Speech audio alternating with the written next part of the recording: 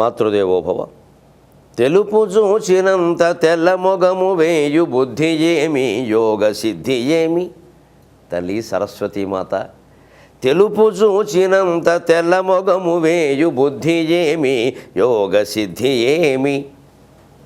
తెల్లజీరదాల్చు దేవిరో నీవింక తెలుపుమమ్మ బుద్ధి మలుపుమమ్మ. తెల్లజీరదాల్చు దేవిరో నీవింక తెలుపుమమ్మ బుద్ధి మలుపుమమ్మ.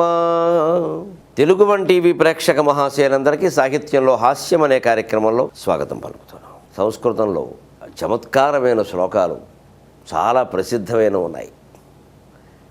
విద్యా శిక్షణలో భాగంగా తర్వాత కథలు చెప్పేవారు. ఈ ఆకర్షణీయత విద్యార్థి దశలో చాలా ముఖ్యంగా ఉంటుంది. ఇవాళ బోధనలో ఆ ఆకర్షణీయత లోపించడం, మార్కులే ప్రధానం కావడం, దాని గురించిన ఒత్తిడి పెరగడం వల్లే విద్యార్థుల్లో ఆత్మహత్యలు జరుగుతున్నాయి. ఒక 25 ఏళ్ల క్రితం అసలు ఆత్మహత్య అనే మాట మేము ఎక్కడ వినలేదు విద్యార్థులు. ఈ 85లో మొదలైన ఇంగ్లీష్ మాధ్యమం, ఎంసెట్లు, ఇంజనీరింగులు మొదలయ్యాక పెరిగింది. 90, 2000 వరకు కూడా ఆ ధోరణి ఆత్మహత్యల వరకు వెళ్ళాల. కానీ ఈ 10-15 ఏళ్లలో ఆ ధోరణి విపరీతం అవుతుంది. కారణం ఆకర్షణీయత లోపించడం. అధ్యాపకులు ముఖ్యంగా ఫలితాలకి ప్రాధాన్యం ఇస్తున్నారు, కానీ వాళ్ళ పాండిత్యాన్ని, వాళ్ళ అభిజ్ఞతని పెంచుకునే ప్రయత్నం చేయట్లా. యాజమాన్యాలు కూడా అందుకు అనుగుణంగా ప్రోత్సహించట్లా. ఆ చెప్పిన పాఠమే చెప్పి మార్కులకే ప్రాధాన్యం ఇస్తే ఆ చెప్పిన పాఠాలు చెప్పి వాళ్ళకి విసుగొస్తున్నాయి. వాళ్ళ ఏమి కొత్తదనం లేదు అందులో. ఆ కొత్తదనం రావడం కోసం, ఆ తాజాదనం కోసం రామాయణ కథ మొదలైన వాటిని ఇతరత్ర చమత్కారమైన పద్ధతిలో చెప్పేవారు. ఏదో కాళిదాసుదని చెబుతారు ఒక చాటువు. భోజరాజును ఆయన ఆశీర్వదించాట. యావత్తోయ ధరా ధరా ధర ధరా ధారాధరా శ్రీధర. ఎలా ఉందో చూడండి శ్లోకం నాటక. అసలు వెంటనే వింటుంటే పిల్లలకి నాకు నేర్పండి అంటారు, అనిపిస్తున్నాను, అనాలనిపిస్తుంది. అదే ఆకర్షణీయత. యావత్తోయ ధరా ధరా ధర ధరా ధారాధరా శ్రీధర. యావచ్చారు చారు చారు చమరం చామీకరం చామరం. యావద్రావణ రామ రామ రమణం రామాయణం శ్రూయతే.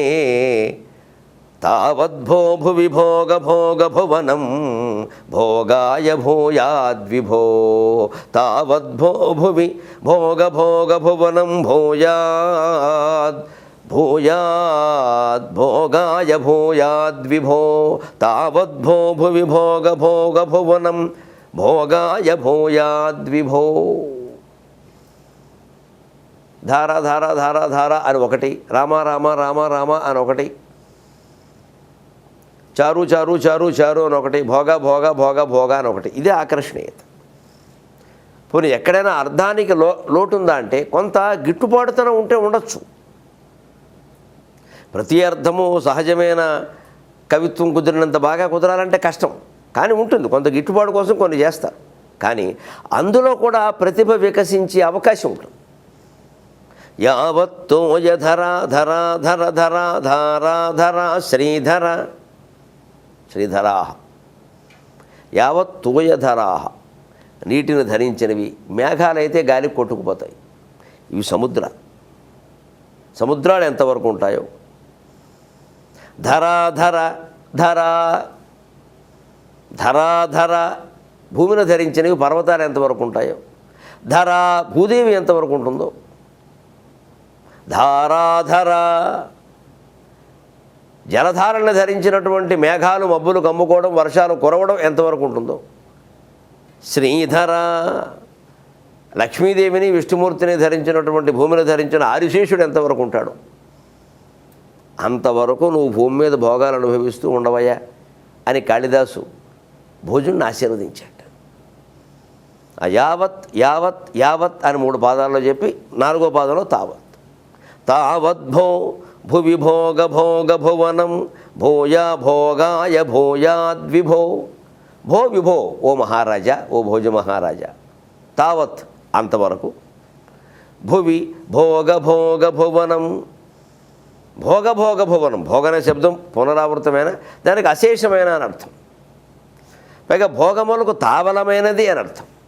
భోగ భోగ భువనం, అన్ని భోగాలకి ఆలవాలమైన విధంగా భూమి నీకు ఉపయోగపడునుగాక. భోగాయ భూయాత్, నీ భోగము కొరకు అగునుగాక. పునరుక్తి ఉన్న అర్థంలో పునరుక్తి లేదు. ఈ భూమి నీకు, నువ్వు ఉన్నంతకాలం నీకు అన్ని రకాల భోగాలు అందించునుగాక. ఎంతవరకు? తావత్ అంటే అంతవరకు అని. ఎంతవరకు? యావత్తోయ ధరా ధరా ధర ధరా ధారా ధరా శ్రీధర,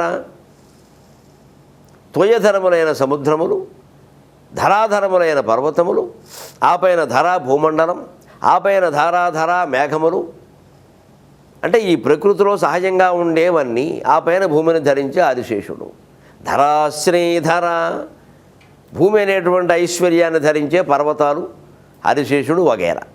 ఇవన్నీ ఎంతవరకు ఉంటాయో అంతవరకు.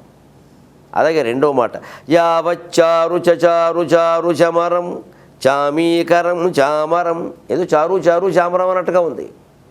యావచ్చారు చారు చ అందమైన, యావచ్చారు అందమైన, చచారు అది క్రియాపదం. చచార చచారతో హుచచారు అనేది ఉంటుంది. అది అందుకని ఆ చచారు శబ్దాన్ని, ఆ క్రియాపదం అది. చరించురుగాక, యావచ్చారు చచారు క్రియాపదం, అలా చివరిలో చెప్పుకుందాం పక్కన, అప్పుడు అర్థమవుతుంది. చారు చమరం, అందమైనటువంటి చమరీ మృగాలు హిమాలయాల్లో ఉన్నంత వరకు చారు చమరం. చామీకరం చామరం, చామీకరం చామరం అంటే మనకి చామీకరం అంటే బంగారం, చామరం అంటే విసనకర్ర, చమరీ మృగాల వెంట్రుకలతో చేసిందని. బంగారపు విసనకర్ర గురించి కాదు అక్కడ. చామీకరం చ ఆమరం, మళ్ళీ అమరం కాదు, ఆమరం. అమరాణం ఇదం ఆమరం, దేవతలకు సంబంధించింది. అంటే చామీకరం చ ఆమరం, దేవతలకు సంబంధించిన బంగారు పర్వతం ఉంది, మేరు పర్వతం, అదనమాట. చామీకరం చామరం, చారు చమరం, చమరీ మృగాలు, చారు అందముగా ఎంతవరకు, చచారు సంచరిస్తాయో అంతవరకు. అంటే దేవతలకు ఆధారమైన మేరు పర్వతం ఎంతకాలం ఉంటుందో, హిమాలయ పర్వతాల మీద, మేరు పర్వతం మీద చమరీ మృగాలు ఎంతకాలం ఉంటాయో అంతవరకు నీ కీర్తి వెలుచునుగాక, నీవు భోగములు అనుభవించదువుగాక. ఇంకో మాట, అసలు ఈ రెండు వినగానే ఒకటి గుర్తొస్తుంది. యావర్స్థాస్యంతి గిరయక సరితశ్చ మహీతలే తావద్రామాయణే గంగా లోకేషు ప్రచరిష్యతి అని రామాయణం గురించి ఓ మాట ఉంది. రామాయణం ఎంతకాలం ఉంటుంది లోకంలో అంటే, ఎవరు ఏ కావ్యమైనా అంటే ఏదో ఈ తరం ఉంటుంది అంటారు, పోనీ ఒక 100 ఏళ్ళు ఉంటుంది అంటారు. ఆశ్చర్యం అండి. మామూలు చారిత్రక వ్యక్తుల లెక్కలు చూసినా కానీ అవి సరైనవి అయినా కాకపోయినా, పోనీ తక్కువలో తక్కువ ఎంత చెప్పినా 7000 ఏళ్ళు చెప్పారు రామాయణానికి. ఎవరు తక్కువ చెప్పరా, అంతకంటే తక్కువ ఎవరు చెప్పరా. రామాయణం జరిగింది అనుకున్నా, పోనీ ఒట్టి రచనే అనుకున్నా, వీళ్ళ వాదన ప్రకారం పోనీ ఒట్టి కల్పనే అనుకున్నా, అది జరిగి కూడా గ్రంథం రాసి కూడా 7000 ఏళ్ళని అందరూ అంగీకరించారు ఆ విషయం. మరి 7000 ఏళ్ల పాటు ఒక చరిత్ర అయినా, ఒక గ్రంథమైనా నిలబడి ఉండడం సాధ్యమా? కాల్పనిక గ్రంథమే అనుకుందామంటే కాల్పనిక గ్రంథాలు ఏమున్నాయండి? హ్యారీ పాటర్ అని 2-3 ఏళ్ల క్రితం ఊరేగారు బాగా ప్రపంచం అంతా. ఇప్పుడు హ్యారీ పాటర్ ఎవరు చదవట్లా, దాని గురించి ప్రసక్తి ఏం లేదు, అయిపోయింది. మన దగ్గర కూడా కాశీ మజిలీ కథలు బ్రహ్మాండంగా నడిచే కొంతకాలం మా చిన్నతనంలో, తర్వాత ఒక 30 ఏళ్ళుగా దాని ప్రసక్తి లేదు. చందమామ పత్రిక బ్రహ్మాండంగా నడిచింది, అసలు చందమామ లేకపోతే తెలుగువాడి జీవితం లేదు. మరి ఇవాళ చందమామ వినపట్లేదు. మరి కల్పిత కథల్లో బాగా ఉన్నవి కూడా కొన్ని ఉన్నాయి, కానీ అవి ఇంతకాలం లేవే. అందుకే రామాయణం చరిత్ర, అది కల్పిత కథ కాదు. ఆ చరిత్రను వాల్మీకి కథగా రచించాడు, కావ్యంగా రచించాడు. దాంట్లో ఏవో కొన్ని మార్పులు ఉంటాయి. యావర్స్థాస్యంతి గిరయ, పర్వతాలు ఎంతకాలం ఉంటాయో, సరితశ్చ మహీతలై, భూమండలం మీద నదులు ఎంతకాలం ప్రవహిస్తూ ఉంటాయో అంతవరకు లోకంలో ఈ రామాయణం ఉంటుంది అంటారు. తావద్ రామాయణీ గంగా. చిత్రం ఏంటంటే నదులు ఈ మధ్య ప్రవహించడం ఆగిపోయినాయి, అన్ని నదులు ఎండిపోతున్నాయి, అయినా రామాయణం ఉంది. మేము కొంచెం కాలేజీల్లో ఉన్నప్పుడు ఈ రామాయణ భారతాలు ఇంకా ఆగిపోతాయి అనుకున్నాం. ఎందుకంటే ఏవో నవలలు, కథలు, కథానికలు, కవితలు, వచ్చిన కవితలు రకరకాలుగా ఉద్యమంలా వచ్చేసి శ్లోకాలు, పద్యాలు పాడేవాళ్ళకి ప్రాధాన్యం తగ్గిపోవడమే కాదు, అవమానించడం కూడా మొదలెట్టేవారు. ఒక 30 ఏళ్ళు జరిగిందండి ఈ ప్రయత్నం, కనీసం 25 ఏళ్ళు బాగా. పద్య కవిత్వాన్ని, సంప్రదాయాన్ని, హిందూ ధర్మాన్ని తొక్కేసే ప్రయత్నాలు బాగా జరిగాయి. అవేమిటో అదేం గ్రహస్థితో అప్పుడు వాటికి ఆదరణ కూడా లభించింది. కవి సమ్మేళనాల్లో పద్యాలు చదవడానికి సిగ్గుపడిపోయేవాళ్ళు. ఏదో షష్ఠపూర్తి పద్యాలు, సన్మానం పద్యాలను ఆక్షేపించేవాళ్ళు. ఆశ్చర్యం ఏమిటంటే ఇవాళ మళ్ళీ 2000 సంవత్సరం తర్వాత ముఖ్యంగా అసలు ఈ భక్తి ఉద్యమం అనేది మధ్య ఒక 10-15 ఏళ్ళు పెరిగాక ఎక్కడ చూసినా రామాయణం, భారతం, భాగవతం చెప్పమనేవాళ్ళే కనపడుతున్నారు. కనీసం ప్రబంధాలు చెప్పమనేవాళ్ళు, కావ్యాలు చెప్పమనేవాళ్ళు కూడా లేరు. ఆధ్యాత్మిక ప్రవచనం అంతే, అంతా వచ్చేసింది. అందుకనే కాలం ఎప్పుడు చక్రం లాంటిది, నిచ్చెన కాదు. ఏదో మెట్టు మీద మెట్టు ఎక్కుతాం, ఇంకా అభివృద్ధి చెందుతాం అనుకోవడం పొరపాటు. అభివృద్ధి చెందిన దశలోనే మళ్ళీ నాశనం కూడా ఖాయం. కాలమే అంతా. కాలం అనేది చక్రం, నిచ్చెన కాదు. ఎంత అభివృద్ధి చెందినా మనిషి నాశనం చెందాల్సింది. అసలు ఈ అభివృద్ధి అంతా నాశనం కోసమే అంటే ఆశ్చర్యం లేదు. పెరుగుట విరుగుట కొరకే, పరిపూర్ణ సుఖంబులు అధిక బాధల కొరకే, సరసము విరసము కొరకే, ధర తగ్గుట హెచ్చు కొరకే తథ్యము సుమతి అని చెప్పిన వేదాంత వాక్యమే సరైంది. ఎంతమంది ఎంత శాస్త్రీయ సిద్ధాంతాలు కనపడి మేము పూర్వం కంటే అభివృద్ధి చెందుతాం, పూర్వం కంటే అభివృద్ధి చెందుతాం అంటే పూర్వం కంటే నాశనం అయ్యారు అన్ని విధాల. అభివృద్ధి ఎక్కడ కనపడలేదు, నాశనమే కనపడుతున్నాయి. అంచేత రామాయణం ఎంతకాలం అంటే ఆశ్చర్యం వాళ్ళు చెప్పిన కాలం కంటే ఎక్కువ ఉందండి. అలా చెప్పడం కోసం రామాయణం గొప్పతనం ఇందులో ఏం చెబుతున్నాయంటే యావద్రావణ రామ రామ రమణం రామాయణం శ్రూయతే. రావణ రామ రామ రమణం అంటే విచిత్రంగా ఉందన్నమాట. కానీ యావద్ రావణ రావణాసురుడు, రామ రాముడు, రామ రమణం రామ అంటే ఇతర నాయకులు వస్తారు అక్కడ, రాజులు, రాముడు రావణుడు మొదలైన నాయకుల చేత మనోహరమైనటువంటి రామాయణం యావత్ శ్రూయతే, ఎంతవరకు వినపడుతుందో అంతవరకు. తావత్ తావత్ భో భువి భోగ భోగ భువనం భోగాయ భూయాద్విభో.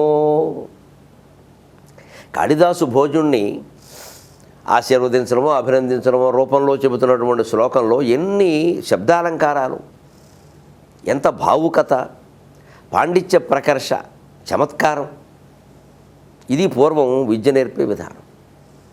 గుళ్ళల్లో గణపతి నవరాత్రులు, దేవీ నవరాత్రులు జరిపినప్పుడు దేవుడికి చేసే రకరకాల సేవల్లో భాగంగా పద్యాలు పాడమనేవారు. అలా నేర్పారు పిల్లలకి పద్యాలు. ఏదో ముందు శ్రీ బాలా త్రిపుర సుందరీ దేవ్యేత పూజ సాయంకాల పూజాంగత్వేన చతుర్వేద ప్రియ చతుర్వేద పారాయణమవధారయ తేషాం ప్రథమత ఋగ్వేద ప్రియ ఋగ్వేద పారాయణమవధారయ అనగానే ఋగ్వేదం చదివారు. 4 వేదాలు అయ్యాక పురాణం చదవమని ఎవరో పురాణం చెప్పేవారు ఒక 10 నిమిషాలు. తర్వాత కావ్య నాటకాలంకార ప్రియ కావ్య నాటకాలంకార పారాయణమవధారయ అని తేషాం ప్రథమత కావ్య పారాయణం రఘువంశంలో శ్లోకాలు చదివేవాడు. అలా మేము గుళ్ళో ప్రసాదం కోసం వెళ్ళి 9 రోజులు నవరాత్రులు, దేవీ నవరాత్రులు, వసంత నవరాత్రులు, గణపతి నవరాత్రులు ఇలాంటివన్నీ పాల్గొని ఇవన్నీ వినడం వల్ల అలా వింటూ ఉండడం వల్ల చాలా వచ్చేసాయి. అందులో కావ్య పారాయణ ప్రియ అనగానే యావచ్చారు చారు చారు చమరం చామీకరం చామరం యావత్తోయ ధరా ధరా ధర ధరా ధారా ధరా శ్రీధర యావచ్చారు చారు చారు చమరం చామీకరం చామరం యావద్రావణ రామ రామ రమణం రామాయణం శ్రూయతే తావద్భో భువి భోగ భోగ భువనం భోగాయ భూయాద్విభో అనేసరికి మా చిన్నతనంలోనే ఇది నేర్చుకుంటే బాగుండు, ఇది నేర్చుకుంటే బాగుండు, దీని అర్థం తెలుసుకుంటే బాగుండు అని కూడా అనిపించింది. అంత ఆకర్షణీయమైన విధానంలో నడిపించేవారు. అలాగే ఈ ధరం వచ్చింది కాబట్టి ఇంకొకటి మనం మామూలుగా చెప్పుకునే శుక్లాంబర ధర్మ శ్లోకానికి గణపతి పరంగానే కాకుండా కంప్యూటర్ పరంగా కూడా అర్థం చెప్పుకోవచ్చు. ఈవేళ ఆధునిక కాలంలో అన్నిటా ఆక్రమించి ఉంది కంప్యూటర్ అనేది. కాబట్టి ఆ పరంగా కూడా మనం అర్థం చెప్పుకోవచ్చు. శుక్లాంబర ధరం విష్ణుం శశివర్ణం చతుర్భుజం ప్రసన్నవదనం ధ్యాయేత్ సర్వ విఘ్నోపశాంతయే. దీనికి మామూలుగా వినాయకుడి పరంగా శుక్ల అంబరధరం తెల్లని వస్త్రాలు ధరించినవాడు, విష్ణుం సర్వవ్యాపి, చతుర్భుజం 4 భుజాలు కలిగినవాడు, ప్రసన్నవదనం ఎప్పుడు ప్రసన్నమైన వదనం కలిగిన వాడు. ప్రసన్నం అంటే ఏనుగను కూడా అర్థం ఉంది ఒక నిఘంటువులో, అందుకని ప్రసన్నవదనం. సర్వ విఘ్నోపశాంతి, అతన్ని విఘ్నాలు ఏవి రాకుండా ఉండడం కోసం ప్రార్థిస్తున్నాడు. దీన్నే మనం కంప్యూటర్ కూడా ఈవేళ ఆధునిక దైవంగా, మన పనులన్నీ తీరుస్తున్నటువంటి పనిముట్టుగా, జీవితంలో ప్రధానమైన విషయంగా మనం సెల్ ఫోన్నే కంప్యూటర్గా మార్చేసుకున్నాం. కాబట్టి అలా ఆలోచన చేస్తే శుక్లాంబరధరం, అది కూడా తెల్లబట్టేనండి. కంప్యూటర్గా ఉండేటువంటి యంత్రం ఉంటుంది, దాని మీద సాయంత్రం తెల్లబట్టే కప్పుతారు, తెల్లటి కవరం. విష్ణుం సర్వవ్యాపి కంప్యూటర్ వ్యాపించిన రంగం ఉందా? పెండిళ్లలో నీవే, పేరంటములు నీవే, కాలేజీలను నీవే, కాటేజీలను నీవేలే, పెద్ద హోటళ్లలో పూట కోటిళ్లలో, రైలు టిక్కెట్లలో, బస్సు ఇక్కట్లలో, ఓడనైనను విమానం మునందైన, అణ్వాయుధం బంధు ఆఫీసు వేళ్లందున, రోదశీ యాత్రలో ద్వాదశీ పూజలో, ఏ కిరాణం దుకాణంబులోనైన, యవ్వాని హస్తం మునందైన, ఏ చిన్నదో పెద్దదో లావుదో సన్నదో అయిన, నీ రూపమే కానరాదా చెలి అని ఎప్పుడో కంప్యూటర్ మీద దండకమే చెప్పాను నేను. అంచేత కంప్యూటర్ సర్వవ్యాపి. శశివర్ణం అంటే చంద్రుడు లాంటి రంగు. చంద్రుడు చుట్టూ తెల్లగా ఉండి మధ్యలో నలుపు రంగు ఉంటుంది. ఈ కంప్యూటర్ కూడా వచ్చేసి చుట్టూ ఆ 4 భుజాలు తెల్లగా ఉంటే మధ్యలో తెర నల్లగా ఉంటుంది. నెట్లో చూస్తే ఆ ల్యాప్టాప్లో ఏదో చూసినా సరే మధ్యలో నల్లగా ఉంటుంది. దాంట్లో ఏవో బింబాలు కనిపిస్తాం. చతుర్భుజం, దీనికి 4 భుజాలు ఉన్నాయి. ప్రసన్న వదనం, అది ఎప్పుడు ప్రసన్న వదనమే. అది ఏదైనా పాడైతే మన వదనం పాడవుతుంది, కానీ అది ప్రసన్నంగానే ఉంది. ధ్యాయే సర్వ విఘ్నోపశాంతి, ఆటంకాలు లేకుండా ఈరోజు బ్యాంకు పని సహా అన్ని పనులు నడవాలంటే కంప్యూటర్ పని చేయవలసిందే. లేకపోతే సర్వర్ డౌన్ అని కూర్చున్నాడు, అంతే, పనిచేయడు. ఇంకా చిత్రం ఏంటంటే 2వ శ్లోకం కూడా దీనికి అన్వయిస్తుంది. అగజానన పద్మార్కం గజానన మహర్నిశం అనేకదంతం భక్తానాం ఏకదంతముపాస్మకే అని వినాయకుడు పరంగా చెబుతారు. దానికి అర్థం ఏమిటి? అగజ ఆనన పద్మ అర్కం. అగజ పర్వతానికి పుట్టింది పార్వతీదేవి. ఆనన పార్వతీదేవి యొక్క ముఖం. అగజానన అర్క అగజానన పద్మ, పార్వతీదేవి ముఖం పద్మ లాంటిదైతే అగజానన పద్మ అర్కం, ఆ పార్వతి ముఖం అనే పద్మానికి వినాయకుడు సూర్యుడు లాంటివాడు. సూర్యకిరణాలు పడగానే పద్మం వికసిస్తుంది. అలాగే వినాయకుడు కనపడగానే పార్వతీదేవి ఆనందించింది. మరి కొడుకు కనపడగానే, కొడుకు బండించి రాగానే అమ్మ అంటుంటే తల్లికి ఆనందంగా ఉండదు. గజాననం, ఏనుగు ముఖం కలిగిన వాడు. అహర్నిశం, ఆయన అహర్నిశం ప్రార్థిస్తున్నారని అర్థం అక్కడ రాత్రింబవళ్ళని. అనేకదంతం, ఏకదంతం అదేదో అందులో విరోధాభాసం ఉందని అనిపిస్తుంది. అనేకదం తం భక్తానాం అనేకదం తం వినాయకం. భక్తుల యొక్క కోరికలు, అనేకమైన కోరికలను కూడా తీర్చేటువంటి తం అంటే హిమ్ అని అర్థం ఇంగ్లీష్లో, అతనిని. అటువంటి వినాయకం. ఏకదంతం, ఆయనలాగా ఏకదంతుడే. ఉపాస్మహి అని అగజాననం గజాననం ఏకదంతం అనేకదంతం. ఎలాగో ఈయన గజాననం ఉంది కాబట్టి అగజాననం అర్థం రాగాడు విచిత్రంగా. విరోధం పైకి కనిపిస్తుంది. లోపలికి వెడితే ఆ అర్థం తెలుసుకుంటే విరోధం పోతుంది. దీన్నే విరోధాభాస అలంకారం అంటారు. పైకి ఓ మాట వినగానే ఏదో వ్యతిరేకంగా అనిపించడం, కుదరలేదు అన్నట్టుగా. కాస్త లోతుగా అర్థం ఆలోచిస్తే కుదరడం, అదే విరోధాభాస అలంకారం. విరోధం ఉన్నట్టు ఆభాస కనిపిస్తుంది, కానీ నిజానికి లేదు. అలాగే ఇది కూడా అంతే. అగజానన పద్మార్కం గజానన మహర్నిశం అనేకదం తం భక్తానాం ఏకదంతం ఉపాస్మకే. దీనికి కంప్యూటర్ పరంగా అగజ అంటే కొండే కాదు, చెట్టు కూడా. నాకు అచ్చేతి త్యగ, చెట్టు కూడా కదలదుగా. అంటే అగజ, చెట్టుకు పూసింది పువ్వు. అగజ ఆనన ఆ పూసిన పువ్వులు లాంటి ముఖాలు కలిగిన వాళ్ళు ఎదురుగా ఉండే అమ్మాయిలు అబ్బాయిలు, వాళ్ళ ముఖమే పద్మం. దానికి కంప్యూటర్ సూర్యుడు లాంటిది. కంప్యూటర్ పనిచేయడం మొదలు పెడితే వాళ్ళ ముఖం వెలుగుతుంది, ఆగిపోతే ఏడుస్తుంది. గజాననం, వినాయకుడిలాగే దీనికి కూడా ఏనుగులా పెద్ద తలకాయ ఉంటుంది. అహర్నిశం, డే అండ్ నైట్, రాత్రింబౌళ్ళు అందులో పనిచేస్తూనే ఉంటారు.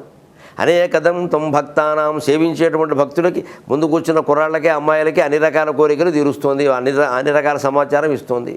ఏకదంతం, దాని ముందుండే కీబోర్డ్ అంటారు. దాన్ని కీ అంటే అది ఒక రకమైన పన్నులాగే ఉంటాయి, అందులో పళ్ళులాగా ఆ బటన్లన్నీ. అన్ని బటన్లు కలిపి ఓ చోట పెట్టారు కాబట్టి అది దంతమే. ఏకదంతమే, ఒకటే కీబోర్డ్ ఉంటుంది, 2 ఉండవు. అంచేది ఉపాస్మహే అని కూడా మనం సరదాగా చెప్పుకోవచ్చు. సాహిత్యంలో హాస్యంగా ప్రసిద్ధమైనటువంటి శ్లోకానికి ఏమీ దాన్ని ఇబ్బంది పెట్టని పరిస్థితుల్లో కంప్యూటర్ పరంగా కూడా అర్థం చెప్పుకోవచ్చు. ఇలాగ మనకి అనేక రకాలుగా పాత శ్లోకాలకి కొత్త అర్థాలు చెప్పుకున్నా మనం సాహిత్యంలో హాస్యాన్ని పండించుకోగలిగినటువంటి అవకాశం ఉంది బాగా. ఈ చమత్కారమైనటువంటి అన్వయం ద్వారా, లేదు ఇందాక చెప్పుకున్నటువంటి చారు చచారు చారు చమరం, ధారాధరం శ్రీధరం ఇలాంటి శబ్ద ప్రయోగాల ద్వారా విద్యాబోధనని ఆకర్షణీయంగా చేయొచ్చు. ఈవేళ కూడా అధ్యాపకులు గ్రహించవలసిన విషయం. అది మొద్దుబారినటువంటి విద్యా విధానంలో కేవలం మార్కులకి, స్థానాలకి ప్రాధాన్యం ఇస్తూ పోతే విద్యార్థులు ఒకవేళ తెలివితేటలు ఉండి స్థానాలు తెచ్చుకున్న జీవితంలో ఎందుకు పనికిరారు. అటువంటి శ్రద్ధ మనం అంతా వహిద్దాం. మళ్ళీ వారం రోజుల్లో కలుద్దాం. కలిసే వరకు తెలుగులో మాట్లాడదాం. సమాజంలో ఎవరికి ఎడమవైపు వెళ్ళాలని నిబంధన. నేను ఎందుకు వెళ్ళాలి చెప్పడానికి, నువ్వెవరంటే తీసేద్దాం నిబంధనలన్నీ. ఎవరు ఇష్టం వచ్చినట్టు వాళ్ళు ఎడదాం. అన్నీ నల్గొండ బస్సు ప్రమాదాలే అవుతాయి. అదే చెబుతున్నాను ఇక్కడ. వారు సంపదని తృణప్రాయంగా భావిస్తారు. తృణం అంటే బరువు ఉండదు కదా, మరి వారు ఎందుకో వినయంగా ఉంటారు. అంత సంపద ఉండి, అంత సంపద వారి నెత్తి మీద భౌతికంగా ఉన్నప్పుడు వారు మరి బరువుకు వంగుతారుగా. మరి గడ్డి పరకైతే బరువు ఉండకూడదుగా.